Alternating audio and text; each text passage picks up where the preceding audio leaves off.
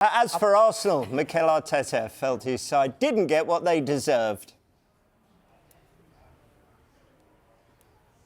Incredible how you don't win the game. That's basically, to sum up, the dominance, the superiority in relation to your opposition, and everything that we did to try to win the game. And that's it. That we didn't deserve.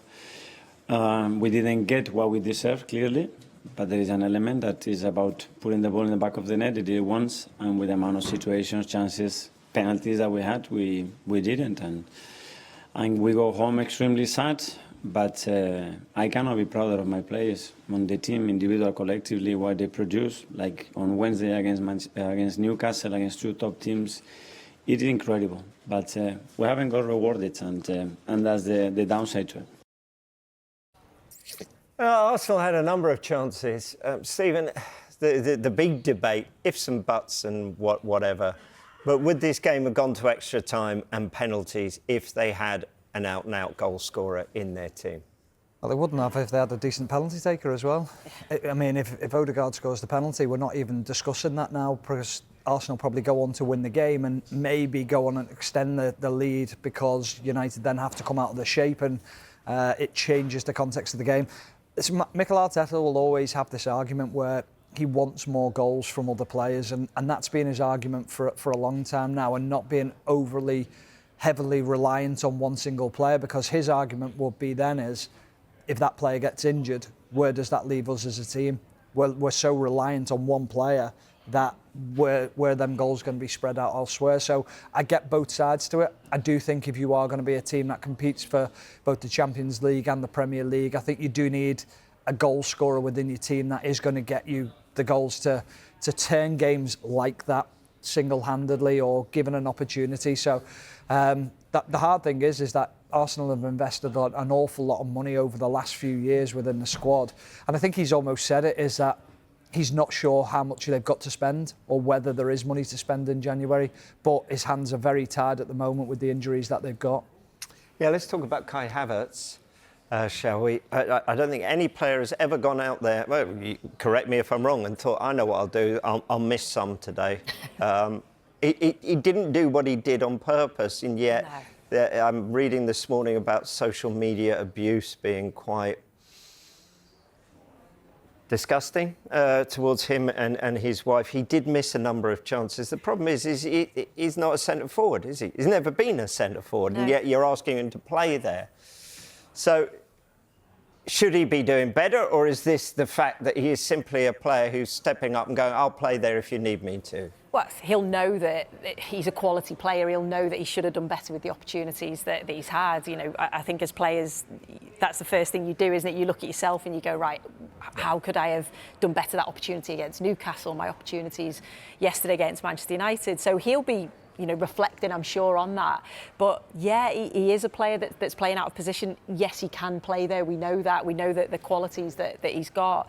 But he isn't an out-and-out striker. But that, again, depends how Mikel Arteta wants to play. And we know that he wants to play where goals come from everywhere.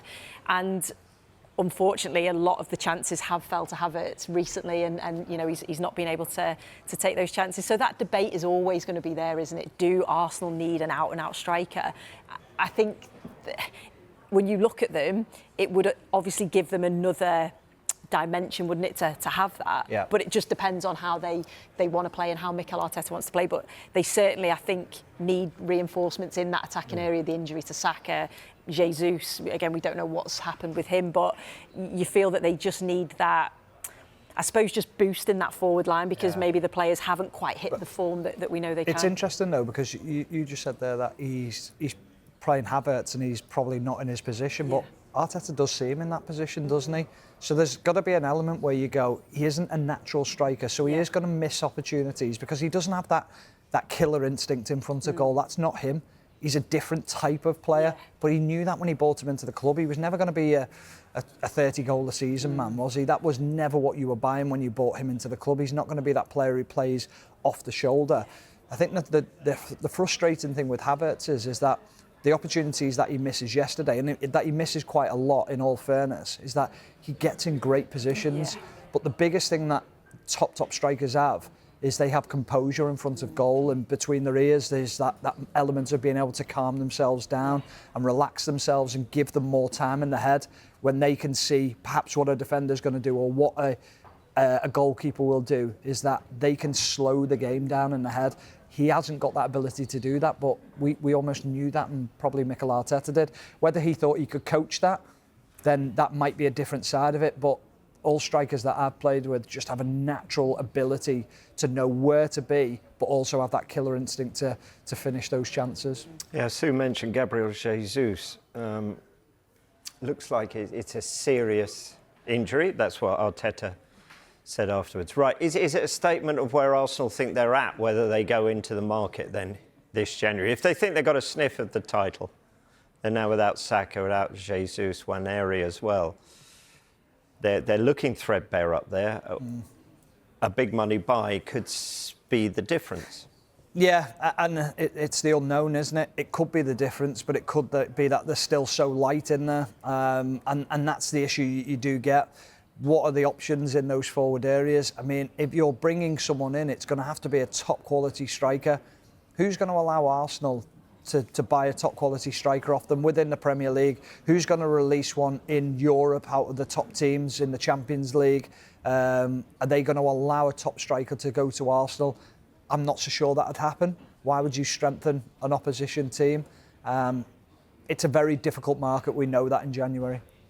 Yeah, but I'm thinking about Arsenal, and this is the both of you, out of the FA Cup, behind in the EFL Cup.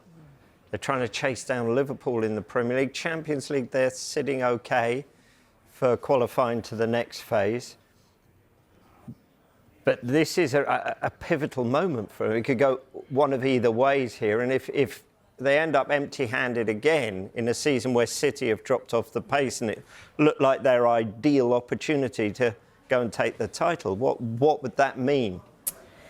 Well, I think you look at how close they come to Manchester City finishing second.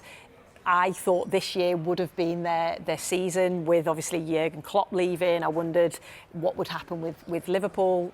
Would this be the chance for Arsenal to actually go and get that? And Liverpool have been brilliant and blown everybody away. So I think all Arsenal can do is, yes, they're out of the FA Cup, but they've still got an opportunity in the Carabao Cup. I know it's going to be difficult for them, but they're still in that. Obviously, the Champions League, they'll still keep fighting on the Premier League front. So it's just a case of keeping going. They've been unfortunate with the injuries that they've had. The missing Ødegaard for a period of time, now missing Saka, two of their key players in an attacking sense. So they'll be hoping that these players can come back fit and really push on for the next part of the season. Yeah, I don't care how good a team you are. If you lose Saka, Ødegaard for long periods of time.